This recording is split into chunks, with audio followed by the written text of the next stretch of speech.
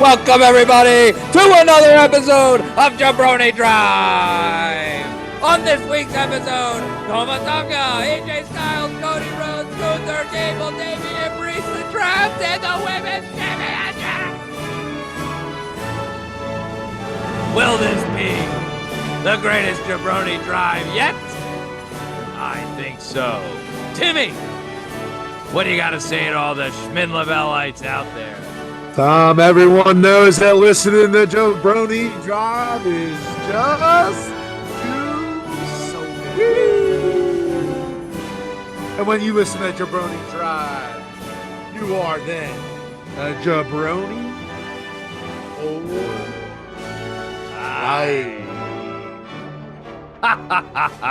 I love it. Jabroni Drive starts now. Oh, here we are. Here we are again. Another episode of Jabroni Drive. And what a run we've been on. Everything's up. We appreciate you listening. To everyone out there, if you're not already doing it, give us a follow. Jabroni Drive. Exciting things in the future. Good old, I've been working on something. I'm trying to get it going. It's a lot more work than I anticipated, but maybe something in the future. And it's even a secret to Timmy right now. I just started working on it a couple days ago, but hopefully something coming out in the future. But we do want to let you know about a couple things. We appreciate you listening. And if you're not already doing that, give us the subscribe, give us that follow. And we have a hotline. You can call us with any wrestling questions, any topics. We'd love to hear from you. Give us a call, 215-948-6546.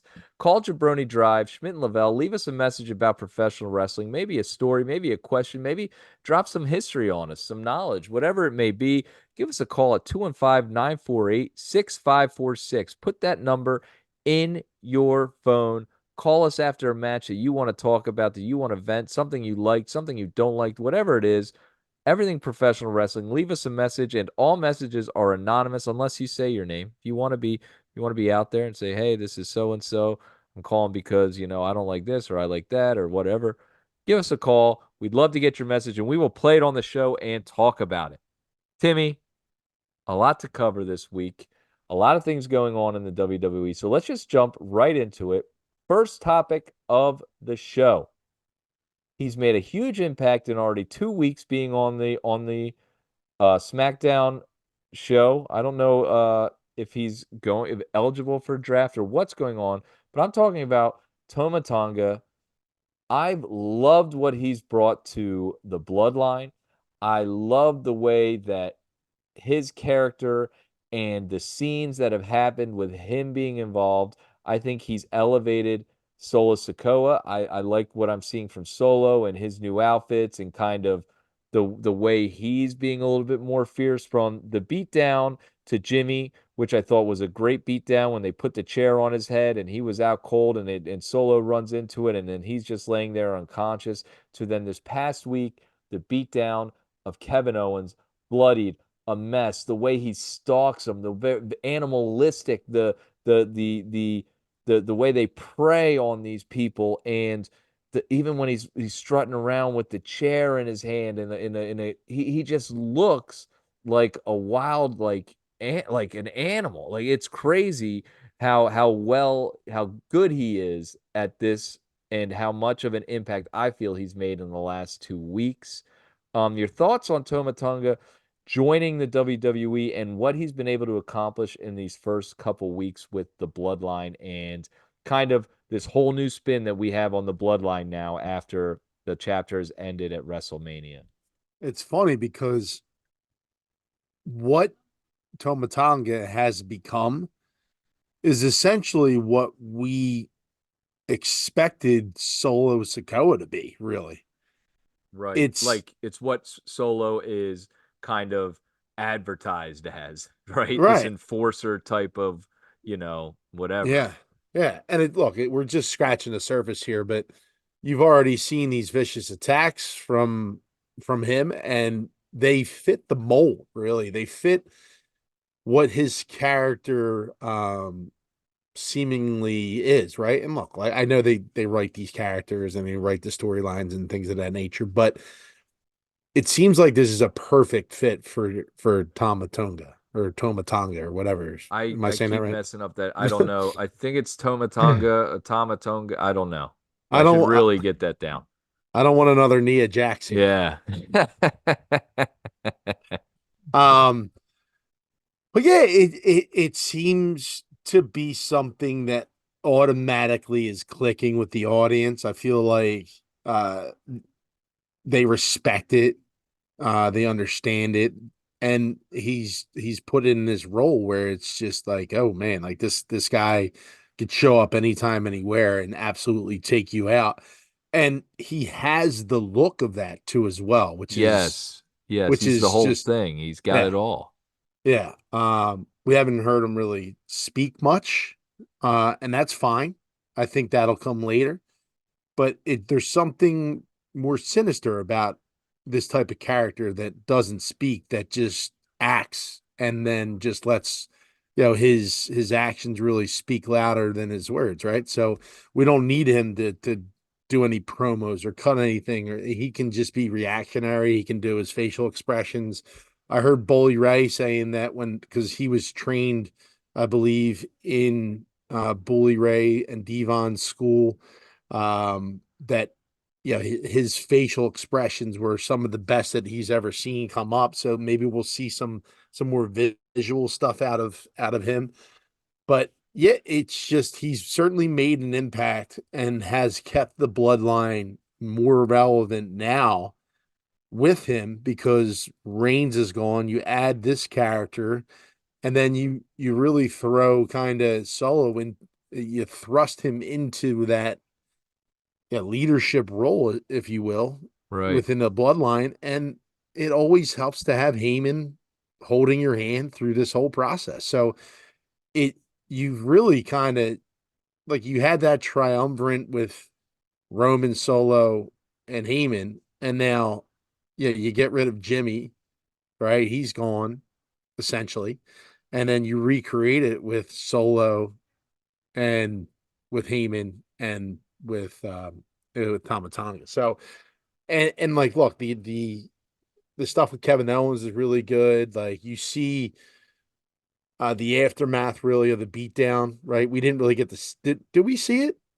We didn't see like a full throttle like beatdown in the back when You saw Owens them like come. kind of come out and they do like their ignite, like they hold up the ones and then they beat them down in the ring and then security No, but and he came out from the back bloodied up. bloodied up. Like, we didn't get Right. to see any of that beatdown beforehand, right? Like, Right. he just rolls out essentially, and like you said, like, he's stalking his prey, and it's just a different really method um to show how dominant this dude can be, right?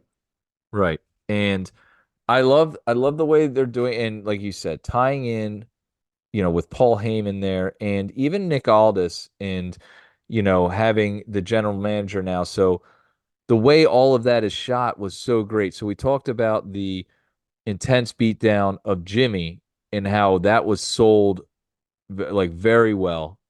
And then we see the beatdown of KO and the way that whole thing is shot, where he comes out of the back and Toma Tonga's kind of dragging him, and KO's like barely able to kind of crawl out there. And he's just kind of, look at this, I've got this guy beat down, and they just continue to attack him savagely with the headbutts and all that other stuff. And being able to use those headbutts because, like we've talked about in the past, a lot of times when they don't do the shot to the head because you're not allowed to hit in the head. So you have to find ways to attack someone's head without actually giving them CTE. And I think this is great ways of doing that. The chair on the head, and there's a trick around that, the headbutts that look real and the camera cuts and everything like that. And then also the scene of the cars after the beatdown and the crash, and that's how it's revealed that Toma Tonga attacked him. Wow, it was this vicious. He ran his car into him.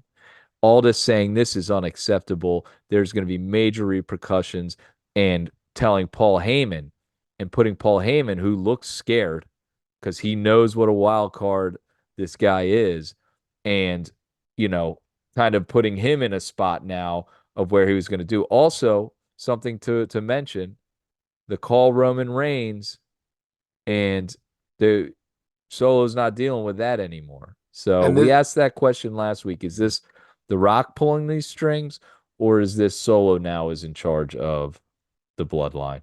and the way they shoot this, Tom, and this is a throwback, and I'm going to get technical on you. This is from my film school history in college, but Okay, I like it. the way they shoot this, right? And if you remember the movie Jaws, okay, they had this giant mechanical shark that really didn't work. And Spielberg had to figure out a way to shoot really like these scenes and create fear and create like this whole character of the shark that's really like attacking everybody, but they couldn't show a shark really attacking things and stuff like that because the shark just didn't work.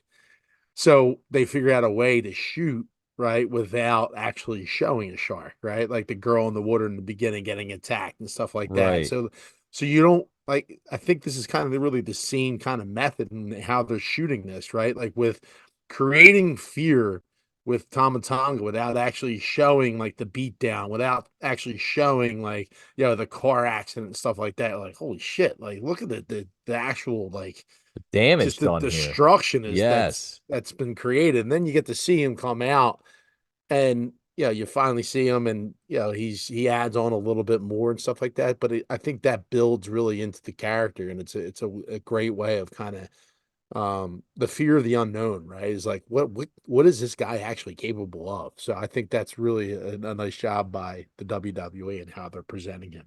Yeah, and Tama Tonga, a seasoned vet. I mean, I think he's 41 years old, spent a lot of time in New Japan Pro Wrestling, and he knows who he wants to be, which is so important. A lot of times you have wrestlers looking for who they're supposed to be. I think we see it a lot with, an Austin Theory and just guys that don't know what their niche is and how they fit in. And he knows exactly who his character is and he's nailing it, at least in these first 2 weeks. And so that like collaboration with him and WWE and just the way they're shooting things, I love it. Throwback to kind of the Attitude Era, that edgy content we've been talking about for a couple months now, and they've been hitting this one out of the park. And it's like must see TV when he's on the TV right now. So super excited to see where this goes. Rumors out there that Jacob Fatu will be joining the bloodline, maybe as soon as this week, but something to keep your eyes open and try to see if that comes about because I don't know so much about him, but I'm curious if he also offers that type of a character. I can't believe Tama Tonga is 41. 41. Yeah. That's wild, Yeah. dude.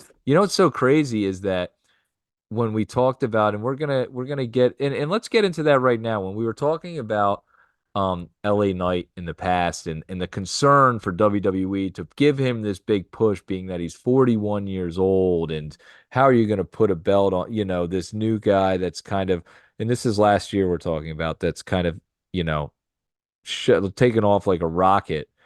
How many years does he have? And different people and different wrestlers are, their bodies and their ability. Tama Tonga is very quick and very like he has that quick that quick twitch kind of. There's no issue there. Where I think an LA Knight is not as not as Agile. fast. Yeah, Yeah, he's not as as agile. agile. Yeah. And another wrestler that we're going to talk about right now, AJ Styles. So both in their 40s, and I think AJ's more mid 40s now. They have a match, and I really enjoyed this match. I thought it was good. I saw some stuff on social media about maybe LA Knight should eliminate the move where he jumps up to the rope because there was another slip with that again this week. I don't know if you need to eliminate it, so what, there's a slip. It pulled off, it went off, it wasn't the worst thing ever, but Well, they it, automatically go to the age. Like once you, Right. once you get like you see his slip. Ah, yeah, is he He slipping? got it. Yeah, he's slipping. Um, but AJ Styles, I think, has looked super impressive in these last couple weeks in the triple threat match and in this match against LA Knight. I'm hoping this is a resurgence in what he can bring to the table. We've talked about the depth in WWE, and he's certainly a mega talented wrestler that has been doing it for so long in ring. There's nothing he can't really do or hasn't seen. And he has so many different elements of his game that he can bring to the table. And I really feel like this match against Cody is going to be a showcase of that. And I'm super excited for the match next weekend in Lyon, France. Timmy, what have you been thinking about AJ Styles? We've been very critical of his mic skills. We always thought those were lacking, but in ring, he's really showcased himself these last couple weeks. Yeah, I mean, he's the true definition of a wrestler. He's got the skill set. I would assume that if he was in AEW, he'd be one of these guys that are doing like all the finishing moves at the same time and like putting together, world class matches with some of these other high flyers, like your Will Ospreys and stuff like that. And it's just not the style of, no pun intended, of wrestling that we're accustomed to seeing in the WWE. He does have all the talent in the world. He can do all the moves. We've seen him in TNA before. He carried that promotion for quite some time. Uh, it's it's when he comes back, from his injury and he has this just different type of attitude, I think is really what uh has set him on this type of journey now. Like he's going to be this heel type character, right? Where he just worries about himself and and I think that's really why he gets the nod here over LA Knight, because LA Knight was on a heater. I mean, the dude hasn't lost in quite some time. He wins the match against AJ Styles and at WrestleMania, and you expect that rocket ship to keep going.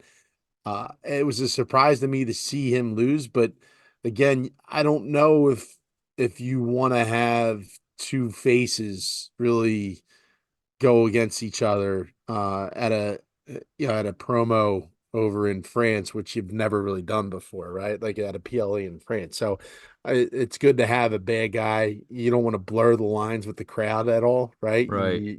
You kind of need, I think, somebody um, that's going to be the opposite, right? The antagonist and the protagonist. So, Right. And especially this early in Cody's run, his first match to go against another babyface. And I think this is just the business dictating who's going to win. And as much as LA Knight's been on that trajectory, Cody's been on it and sustained it for several years now. So mhm.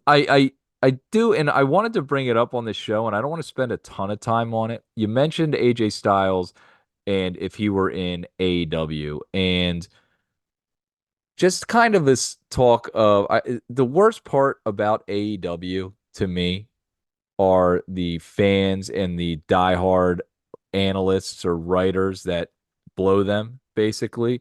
And um it's a different style than WWE. It doesn't make it a better style, in my opinion. I think AJ Styles is a better wrestler than Daniel Bryan is, or Bryan Danielson. I always thought Bryan Danielson has been a bit overrated. His um technical stuff, as much as I love technical wrestling, it doesn't do it for me. It kind of reminds me of Pete Dunne with like the finger stuff and then the goofy holds. And so I'd much rather a real submission, a real hold, and just keep going back to that over and over again, the attacking of a body part or a limb or whatever. Either way, there was a match this past weekend, Will Ospreay against Bryan Danielson, and it was a great match. It was highly entertaining, and it had a nice build and a great finish, and just two very good professional wrestlers in the ring together. And people are saying it's the greatest match of all time. Well, that doesn't match up with what I like to see in professional wrestling. I like the stories and the great match. So for them to say that's the match of the year, in my opinion, is bullshit. It was a great in-ring match. There was zero story. There was zero story. Oh, this is just a dream match. Will Ospreay versus Bryan Danielson, blah, blah, blah, blah, blah. And so for the fans there to be chanting, this is wrestling, it's like you really don't know what you're talking about. You just come off smug and stupid. Accept the different styles of different companies and enjoy it all. That's all. Sorry for the rant there, Tim. Do you have any comments on that or No, well, I would say that they would probably tell you the same thing, that you need to accept their style of wrestling and what they prefer. And look, I think what you're saying is true. Like if you look at wrestling and its birthplace and where it originated and how it grew, it's more catered to what the WWE is now, right? It's not, what you have going on in AEW, right? There are some aspects of AEW that do contain the storylines and the builds and stuff like that.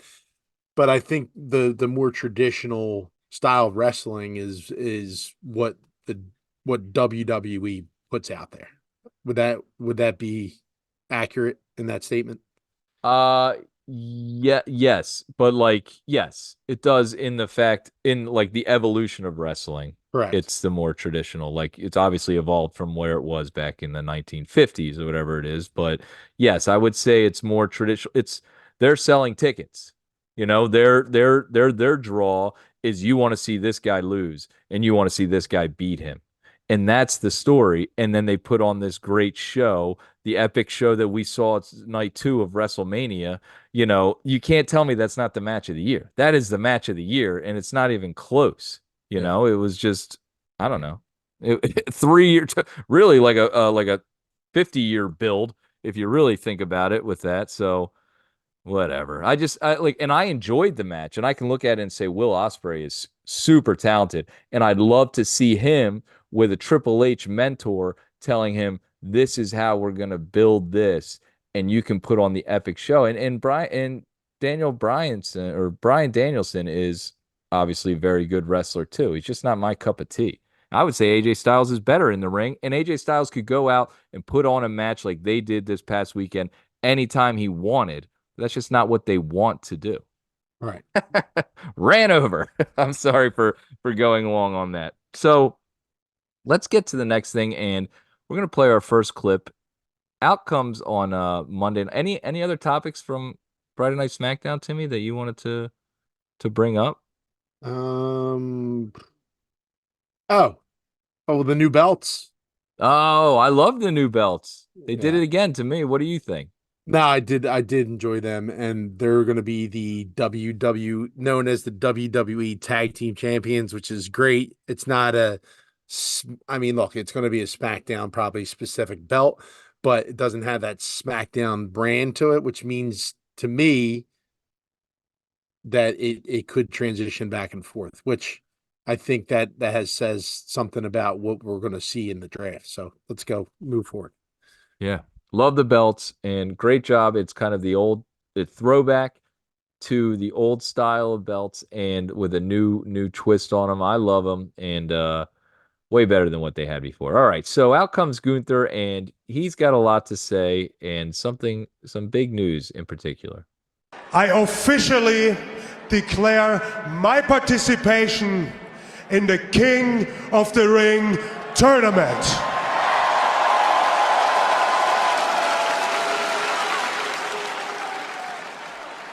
And after that, it's up to me to decide which championship to take next.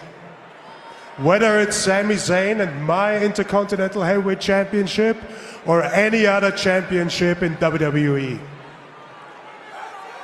But, fair warning, as a champion in WWE, you will be targeted, you will be hunted by a challenger that is not only able of winning titles, but is also able to hold on longer to them than anybody else.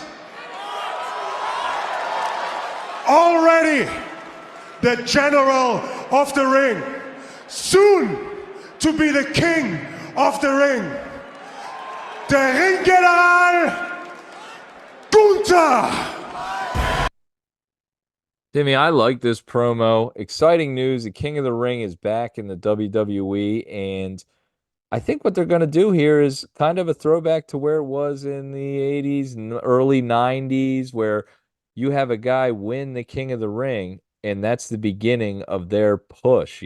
Bret Hart wins the King of the Ring. Stone Cold Steve Austin's winning the King of the Ring. Triple H is winning the King of the Ring, and you have a lot of history in this King of the Ring. And it's interesting to me that the guy that elevated the Intercontinental Championship to such a level is now going to be the same guy they're going to use to elevate this King of the Ring tournament again. I Sure. can't wait for this. Yeah. Yeah, it's fun to see this tournament being brought back into the fold. Did not realize that what's his face won it recently. Xavier Woods. Xavier Woods. I Yeah, thought, that was a social media push. yeah, Very much like Kofi Mania. yeah. The Xavier Woods, he campaigned for that on social media, I think and eventually WWE just gave in and said, "Sure, you can win King of the Ring." And then nothing happened, and then he complained that nothing happened after, like no big like push from winning the King of the Ring. It's like, dude, nobody wanted you to see win King of the Ring. Like, sorry. um yeah, and this is going to be another way to really exploit, like you said, another champion, another way to get somebody into the fold, right? And Paul Heyman said it best in his Hall of Fame speech. I'll bring this up time and time again. You're seeing guys get pushes, into the main event spotlight that you haven't seen in the past, and again, another avenue for somebody to really get discovered or to get pushed into that limelight. So, um, love that. I also love what happened right after this match that took place with or can we get into that? Yes, let's get into that. Before we do get into that, do you think, because the way Gunther says it in this promo, it implies that if he wins the King of the Ring, he He then gets gets his championship shot. Is that what this tournament is got? Like, that hasn't been announced that the winner of it gets a championship, a title shot. Do you think yeah. that's where it's going? I think Gunther has um a history of misspeaking when he shouldn't. I don't know. I don't know what is going to happen with this King of the Ring tournament, but it seems like it's going to take place in Saudi Arabia. It's going to take the place of Night of Champions that happened in, I think, May of last year. So it's going to happen in Jeddah, Saudi Arabia. We're going to find out more, obviously, over the course of the next 2 months for the build up. But I think there was one other person that said that they were going to enter into the King of the Ring at the end of the night, didn't they? Didn't we get a second? I missed it if someone said they did. Could have sworn I heard somebody else. Oh yeah, no, Drew McIntyre. Oh, Drew. Yeah, that's Yeah, right. yeah. So maybe that speaks volumes about his contract status, because I mean that's in 2 months, and they said it was going to be up in 4 to 6 weeks. So that's quite some time away.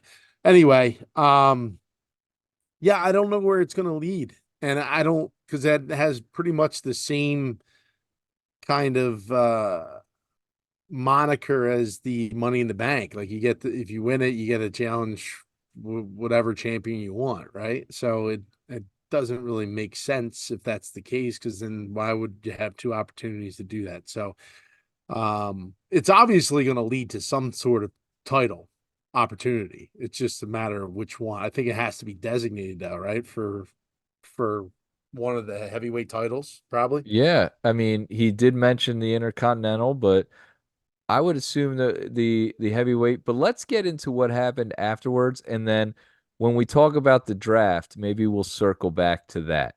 Sure. So the match happens, and you got New Day versus Imperium, and after the match is over, you have Ludwig attack Giovanni in which what I thought was a very nice, like, I know we call for it and we seem to be talking about it a lot lately, but I thought it was a nice attack.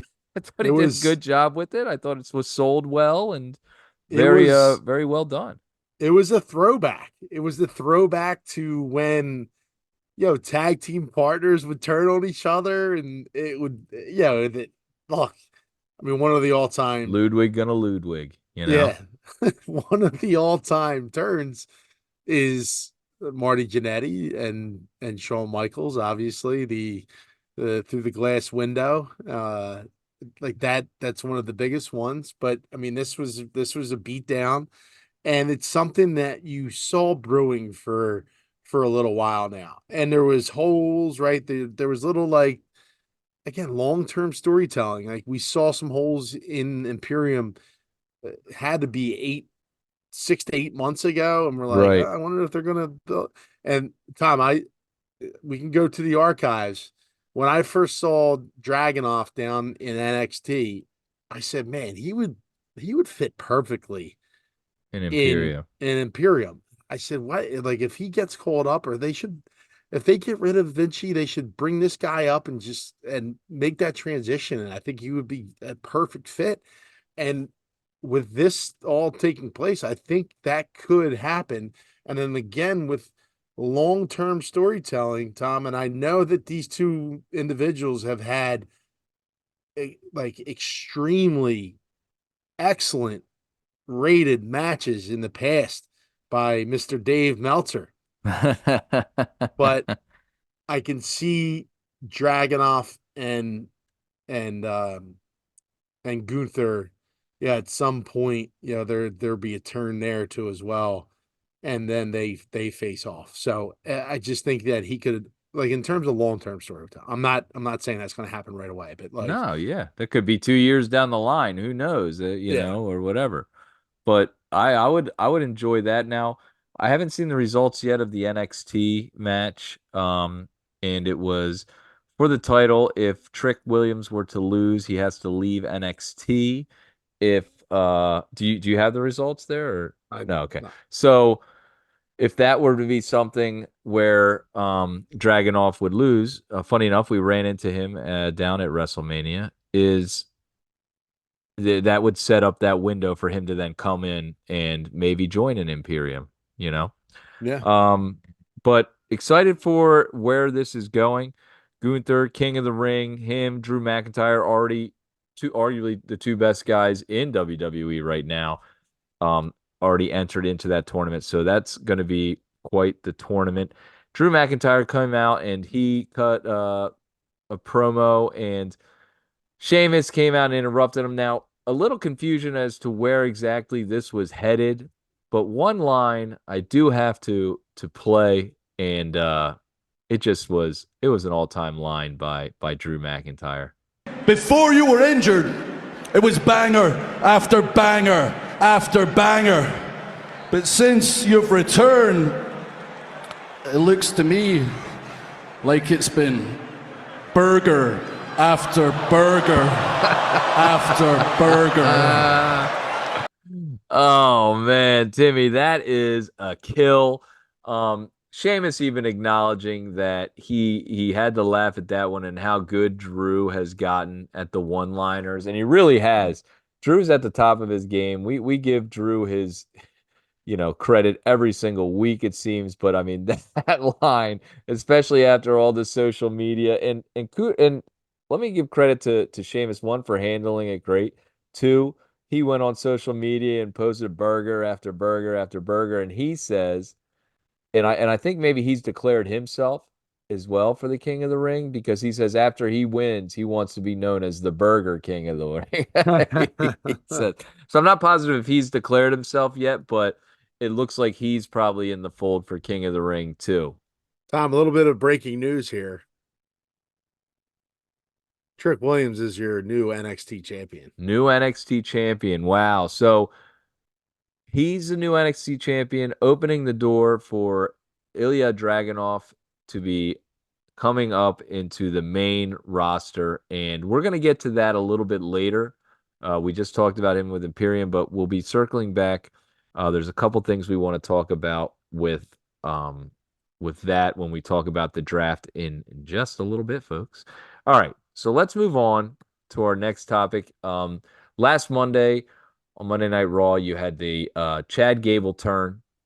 in Montreal, where he had lost to Sami Zayn, and we were very curious to see where this was going to lead to, what Chad Gable were you going to be getting. So let's hear a clip from his promo on Monday night. That should have been me at WrestleMania. That should have been me with my daughter celebrating in the front row with my championship. But I was wasting my time training Sami Zayn. I've been wasting my time training a bunch of freaking losers.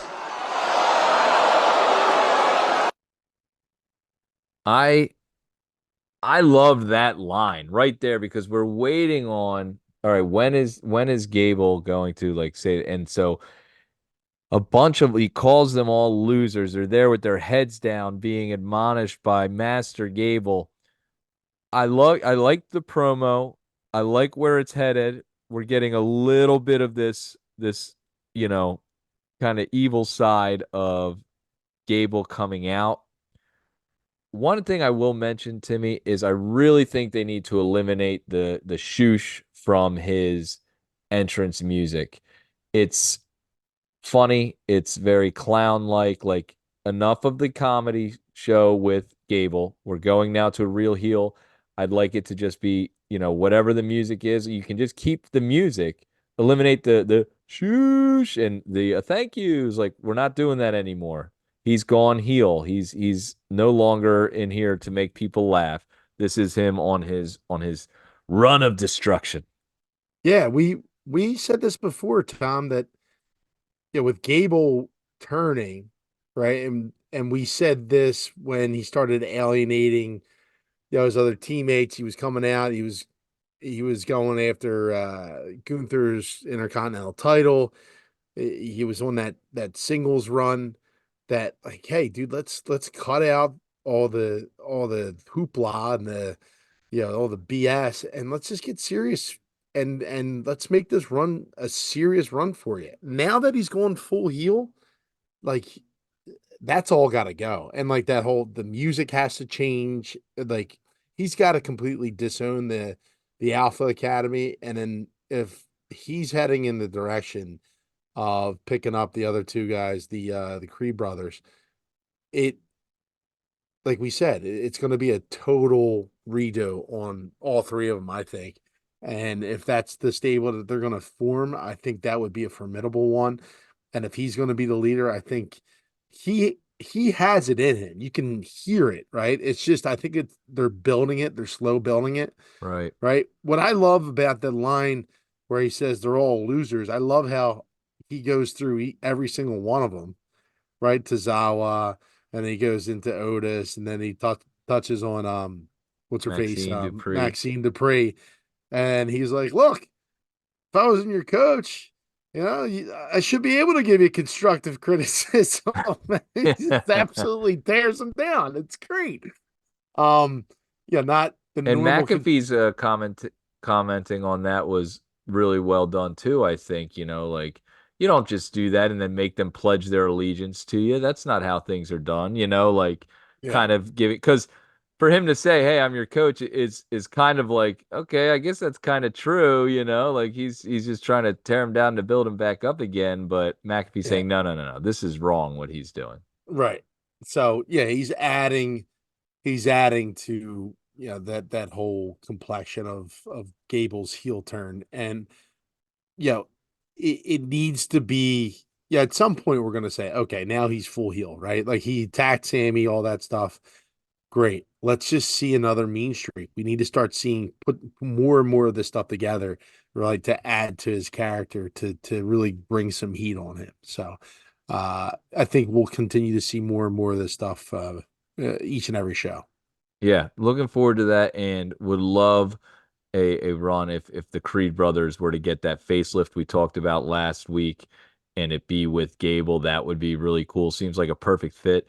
I was dreaming about, like, oh man, I wonder what would be like a cool little thing to go on there. Another person that has that same look, and maybe it's just because of the singlet, but a Braun Breaker would be an interesting interesting Alpha Academy member. That would be a formidable four of them.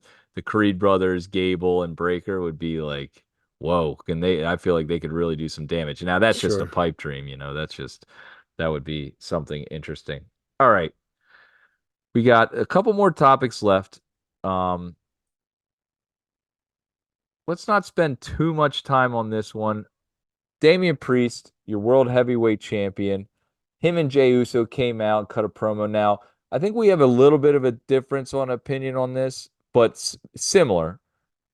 I didn't think like it wasn't great, but I didn't think it was like terrible. I just thought, okay, it kind of is Damian Priest's character. It's this guy that you've never really fully been invested in, I don't think. And I think it just kind of shows in this promo that, yes, he's the champion. The cash in was great. You have this Judgment Day faction that lost Mommy and I think is struggling, and he can't really be the number one guy. Your thoughts on the promo? I know you didn't care for it. Yeah, I just the setup.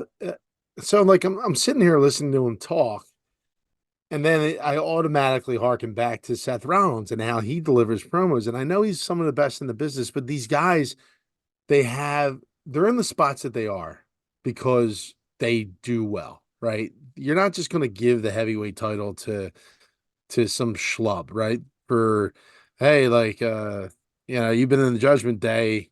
Here's the belt, right? Yeah. Like Why don't you that's not try it? See how it yeah, works. yeah. Let's try it on for size. It's just the way he delivers his promo. So he comes out to speak to Jey Uso, and he's like, he harkens back to, remember you told me this, that we were up next, and it just he was trying to basically kill Jey Uso by saying like, nah, dude, I'm next, right? But like it just the delivery was just so off on it, right? Where it just Right. didn't have that punch to it. And it just was the way he delivered it. It just didn't really like Seth builds up the promo, right? And he gets more intense and more intense, and then he delivers that boom, right? But Yes. but I'm the guy. I'm the guy with the belt, not you, right? Like that's what I wanted to see out of it. And it was just more of like him like kind of conversating, beating around the bush. And it was just like, dude, like you You should have have got in to, his face. You should yeah, have been like, but I'm the guy. You know what I yeah, mean? Like, yeah, yeah, look at who's the guy now, dude, yeah. And Yeah. Instead of if like, you, but I did it. yeah, yeah, and like it just didn't. It doesn't have that zip that it's not ever clean. He's some most of the time he's fumbling over some of his words, and I don't know if you're trying to attribute that to being his character and not being able to be the guy in Judgment Day, or if that's what he's supposed to be doing out there. No. But for Yeah. me, it just doesn't work, and it's not sustainable. I don't think for this guy to again, Seth did so well with like creating that belt and creating a real legacy, right? Like to the point where yeah, I think there's an argument now that Roman doesn't have the belt anymore. It's like, all right, which one is really more important here, right? Like look, obviously the Universal title still has that cachet to it, right? But I think Seth did such a great job with really carrying the weight of that Leveling title. that playing field there, you know? Yeah, Yeah, I hear what you're saying. He did. You're right. Totally. where it's almost like a 1A, 1B thing. I don't And feel like winning that championship's a lesser. You know what no, I no, mean? no, Yeah. no. It's a great championship to win. It's just a matter of now that Priest has it. It's like, how long are they going to let him carry this belt if he continues to underdeliver? That's just my opinion. Yeah, I hear what you're saying. Now that you break it down like that, I feel like there was a lot more of an opportunity for him to really hit that home, like hit that at a park. But I feel like he should have kind of asserted himself as the man and like said like, more of an FU to Yeah, Jay, because like in your face, dude, like and really like made it intense instead of like, oh, look like a smug kind of thing. It didn't work. Yeah, he comes out and he basically acts like he's Jey Uso's friend. I respect what you did and all this other Yeah. stuff. And it's like, dude, we're 2 weeks away from a PLE. This is your opportunity to build this match up into something like that's going to be special, right? Like Right. that's what Seth was so good at. He did it with Cody. He did it with Shinsuke. He did it with anyone that he would wrestle or take on. And he could sell that match, and you'd be like, "Oh fuck!" Like Seth's got Shinsuke. Even though I hate Shinsuke, there's some story here to it, right? Like this whole back thing is coming out, like, and it's just there's nothing right now with Jey Uso and with Damien Priest. It's like, what is there? Yeah, right. Yeah, You're the that was number his one chance to sell contender. the fight, and it was just, you know, just going on the yeet down stuff. Yeah. Hey, I'm with you. You know what, you're right on that, Timmy. I agree with you there. Um, so later on in the show, there's a match where and it's so funny. I'm watching the match and JD McDonough and him just taking these these vicious like bumps and whatever it is. Like even in that match, um, I just feel like he was like the brunt of the majority of the like the tough hits and the tough falls. Like I was like, man, this guy's really paying his dues. And it made me think of WrestleMania when they set up the tables in a ladder match and he wasn't even in, and we knew he was going through those tables somehow, and it happened. But after that, the match ends and Priest comes out from the crowd and beats down everyone and kind of asserts himself. I thought he did a good job with that, but you start to see him saying he doesn't need the Judgment Day. I don't need any of you. There's a difference. I don't need you I can do it on my own. And like, just kind of where is this headed? This evolution? Is this new character of I don't look like I got all this by myself and I don't need anyone else, and just dividing up the Judgment Day? I I don't know because there could be a pivot here with the injuries that have now been sustained by both Mommy and Dom Mysterio. We don't know how long Mysterio is out for. Yeah, I saw reports that he's going to be out for quite some time with his injury. So this could be a situation where Mommy comes back 6 months from now and just Judgment Day is completely just in disarray.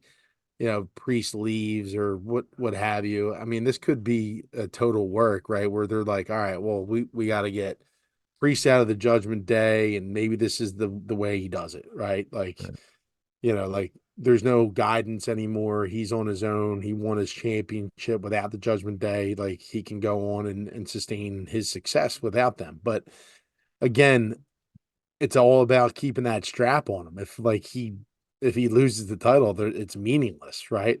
Like that has no effect at all on like the Judgment Day. After if he loses the belt, it's like, all right, well, he doesn't carry the belt no more. See you, dude.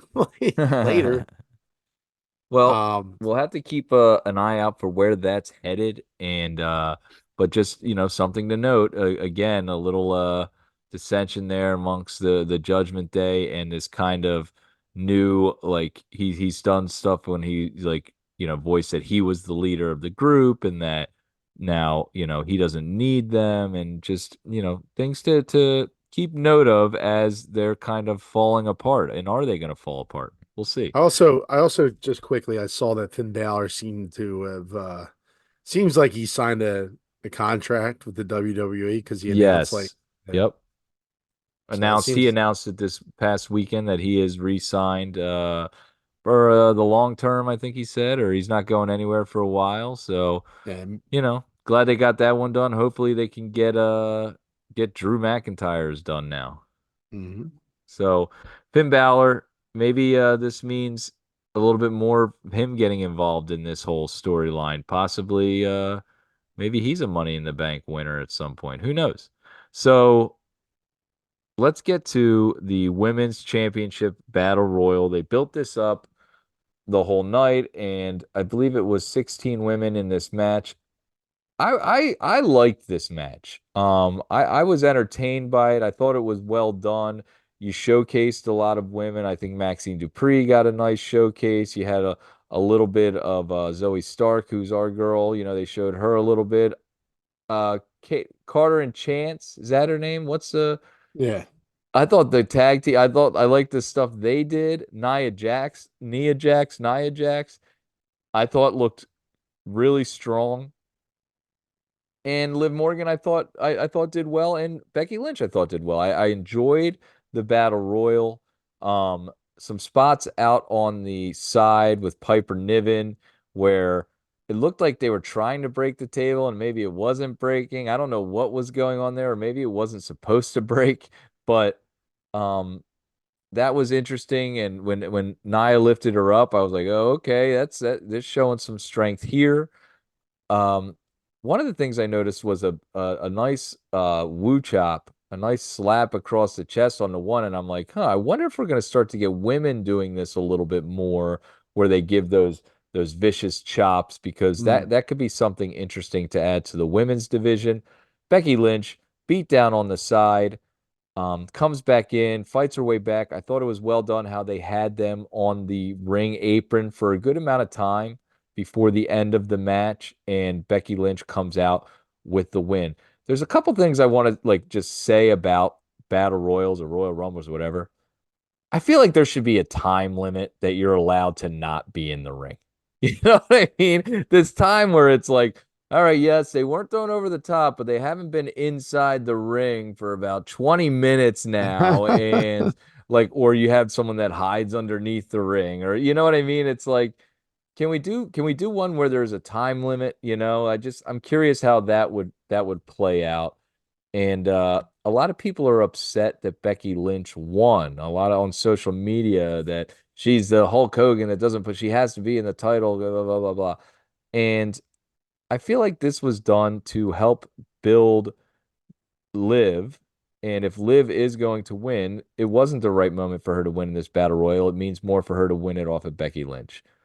Timmy, your thoughts on the battle royal, how it ended, and any other highlights that you can remember from the match. Well, but yeah, Becky Lynch going through the table, that was intense. Like she's taking bumps. Yeah, Like she's not out there just ho humming it, leg drop, woo to the crowd, do the ear a couple yeah, times, right. No, get the belt. Like she's she's a putting top talent in the ring, and yeah. I really think she's progressed a lot in the last year or so. And kudos to her for doing that. I hate her stupid face. You know what I mean? I can't get over it. But But I loved the match. I thought it was entertaining. I really did. yeah, so it was good for me. I just didn't, as much as I love, the stuff on the apron, it just didn't have that, like, because I guess I think I already knew who, maybe that was it. It took the sting away because I knew that Becky Lynch is going to win that match. I think Right. everyone knew that Becky Lynch is going to, so like them And she two out in wasn't the, over the top rope when they were on the side. She'd gone through. So it wasn't like if she would have fallen, it wouldn't have cost her anything because she only went through the ropes. right. So there wasn't really much for me that was so like it was very anticlimactic for me because like it just I saw them two on the side of the ropes and I'm like, oh, it it tells a better story if there's some doubt that Becky was going to lose, but it just eliminated all that. So it just was kind of like a non-factor for me. Um, and I agree with your assessment on how Becky holds the title now because now she's a 7-time title. I thought she was going to get some time off. I thought that was like the original plan, I think that and was the plan. And then and it's just mommy like, got hey, hurt. mommy's a star, and whether you like it or not, Becky Lynch is a star, and I think that's what they have to do.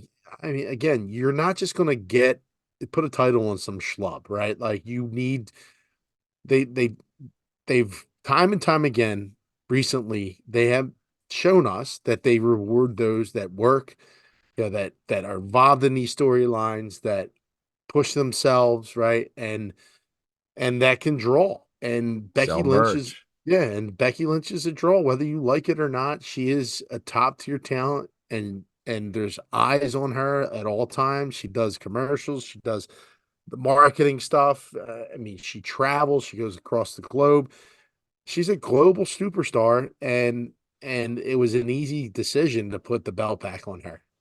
I mean, maybe I would say the only other thing that they probably would have done is if Charlotte's healthy and maybe she's on Raw or what have you, like they bring her into that battle royal and then you create, because like she's the only other one, her or Bianca Belair, right? Like those are probably your three candidates, right? That gets the belt, Yeah. right? Naya, maybe Naya, but she's like below that top cachet that you just mentioned. Yeah. Um, maybe, but and something that they've stayed away from, and there was a bit of a moment of it at the Royal Rumble, I believe. Was it the Royal Rumble? But no, it was at War Games when her and Charlotte had that big hug and their embrace after years of them butting heads, not getting along. There's a lot of history with Ric Flair and Becky Lynch and the company and that title the man and how the copyright and all that other stuff with that. And it caused Becky Lynch and Charlotte Flair to have a lot of backstage heat. And in her book, when they talk about things and that like that, to me, it comes off like Becky's hard to deal with a lot of times, and her ego is very difficult to deal with, which is what you're going to get in professional wrestling. Either way, Charlotte and Becky have been separated for a while as far as their matches against each other. And maybe this is something that can build into another match because those two can draw money anytime they fight every year for the rest of their careers. It can be a major match to put on a card. So maybe we are going to get Charlotte back in the future. Maybe she's the one that then goes after Becky Lynch, or maybe this is to help build up Liv or Nia, or maybe someone else that we're not seeing right now. That's this. I will say this: Liv has been a little bit of a disappointment for me. She's obviously super hot. In ring, she's okay. She's not great. She's not. I feel like she runs a little funny. Is if that makes sense. She's And so undersized too, dude. yeah, and I don't feel like on the mic she's very good. I I s- thought she did good with rubbing it in the face of Rhea when she got hurt, but like this week when she talks, like I don't know. I just it's bizarre to me. It's off. Something's off. well, I said the other day, I guess there's one spot in that match, that battle royal, that I just didn't believe, and it was the Hurricanrana that she pulled off on Nia Jax. It's It like, totally missed, didn't it? well, no, I mean, she executed it, but like she's she's Luigi, and Luigi isn't pulling off a Hurricanrana on King Koopa. You know what I mean? She can't be Princess Peach. Uh, Toad. She's more like Toad, Toad. she's Toad. Yeah, it's like it's Mrs. just. Toad. I mean, it was bad. I said it was like when she executed it, Nia barely went down, and she looked like Bald Bull, like from Punch Out, like going down from a knockout, like just Yeah. turned and like fell down, like it just wasn't believable. But Nia, I think, has done a great job, and WWE, we will mention it again, has done a great job of making her look strong. And so her character, I think, no pun intended, holds some weight. So Mhm. let's move on to our final topic of the night. Starting this Friday, the WWE draft starts, coincides with the NFL draft. We were talking about this before the show. Does this happen every year? If you know the answer to that, leave us a little message. If the draft for the WWE is the same week as the draft for the NFL every year, or it starts the same week. We have had a big problem with the draft in the last, every draft basically they've had ever. So now is the opportunity, and a bit of a soapbox here, but this is the opportunity for WWE. You have the GMs in place. We would love for you to make the draft, and the results of the draft have meaning. Okay. These wrestlers are only on these shows. If you want them to go to another show, say it's a SmackDown wrestler, and you're like, oh, we'd really like to have him on Raw, set up a storyline where there's been a trade or a loan, or we're going to trade you Jey Uso tonight. You're going to get him on Raw, but we're going to get Gunther on SmackDown. Okay. There's been a trade for this week. Set it up so that you can do these things, but don't just have people show up for no reason. And if they show up in a storyline for no reason to attack someone else, have there be repercussions, suspensions, fines, all that other stuff where you can't do that. You're not allowed on this show. You're on that show, blah, blah. Just and during the draft, let's have a draft room. We want to go for this. We've been targeting this person, this person, this person. Our number one pick is this. You know, we were going to go, we're looking at the analytics. This is our guy. This is who we're trying to put together the best roster possible. Just make it make sense, please. That's all. That's all we're asking. I don't need all that. I don't need a draft room or anything. I like want that. the draft room. I want there to be a trade from the first pick to the third pick, and then I want my picks back and you know, give me your pancakes. Sorry, I keep talking about the movie Draft Day, both shows now. It's something that they've been leaning into a lot, right? In terms of marketing, their advertising, and the way that they've really empowered both these GMs to the point where it makes me think that there is going to be a lot more that is put into this actual draft. And like you said, I'm not going to repeat everything you said, but it just it seems like there is two established GMs that are going to commit to their brands, and then with what they've done with the belts too, where they've completely removed the branding from them, from hey, you're SmackDown tag team titles, or you're a Raw tag team titles, or you're the Raw Universal Champion, and like they've gotten rid of all that, which makes me believe that there is going to be that transition from back and forth, where yeah, there might be a competition where like, hey, I'm a GM of SmackDown, and we got four champions on our brand, right? And you only got two, Right. right? And it's just a matter of like who holds the belts, and like, yeah, there could be a storyline where Pierce is like, he goes to KO if he's drafted on the Raw. KO, I need you to bring back that Intercontinental title. Like, I'm sending you to SmackDown. You know, you beat down whoever's holding the title. You beat down Sami Zayn. You bring that title back, and I guarantee you a heavyweight title shot. Right? Yeah, Something right. like stuff like that would be like really cool. And I think you could really put in just a lot more story and a lot more emphasis on what their brands actually mean, and we'll create more eyes and more And viewership. sell for one night only. You know, hey, this is going to be probably the only time all year KO is going to go over there and he's going to fight Sami Zayn.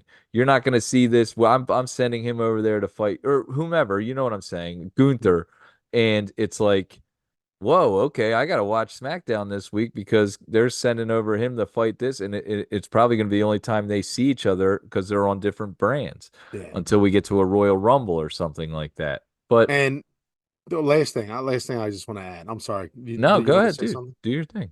Now the other thing that I said AEW does pretty well, which is they keep that like scorecard really of like how many matches they win and stuff like that. I, Yes. I would like the WWE to kind of implement some of that stuff where like, hey, like Sami Zayn is 4-0 versus Raw superstars, or like I would like to see This that, year, right? yeah, And Solo really, hasn't won a match since forever.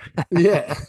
But Maybe winning and they losing has consequences. Now Yeah, it does. yeah. Maybe they don't want to do something like that because of the storylines and stuff like that. But They could totally do something like I like the idea of that. It's not like you have to announce it every time. Just yeah, announce who your guys are that are on a run, you know. Hey, in their last 6 matches, they're 6-0. Like the yeah, Phillies were 7-0, you know what I mean? So sure, do it that way. I'm down with that, and that's why they're getting a chance at a title shot. These three are the hottest wrestlers of the last 2 months. They're in a triple threat to get the title shot. You know, it would make sense. yeah. Um, one thing I would say, and just kind of like, is there anything in the draft that maybe you would like to see as we're talking about the draft, wrestlers going somewhere? I wonder, do I want to see Gunther go to a SmackDown where Cody's at, and maybe the Bloodline go to a Raw instead of SmackDown. Anything like along those lines that you would be like, where would you want to see Gunther? Do you want him to stay where the WWE Heavyweight Championship is at, or do you want him to be where the undisputed Heavyweight Championship is at, Universal? Yeah, see, like I think you're picking the wrong guy because I think Gunther should be one of these transitional guys where he has that card to go back and forth because I think he's so integral in what they're trying to do with the WWE. So I feel like he could Like a challenge Brock for either Lesnar has or. been a free agent in the past where he Right, could kind of show up anywhere. So you're thinking Gunther is kind of in that realm. I believe right. Drew McIntyre was also in that realm for a little bit. And okay, is there anyone though besides that you'd like to maybe see switch brands that would go to, like, I kind of like the idea of, especially with what's going on with the Bloodline on SmackDown.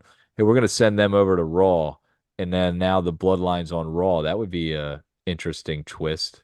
Yeah. Well, with Raw going, when is Raw going to Netflix? The end of like 2025, Oh, okay. So we still have a full year anyway. I basically. was gonna say if that had any bearing on it, like I would love to see, Roman Reigns and the Bloodline on Raw on Netflix. Like I would love to see that. Right.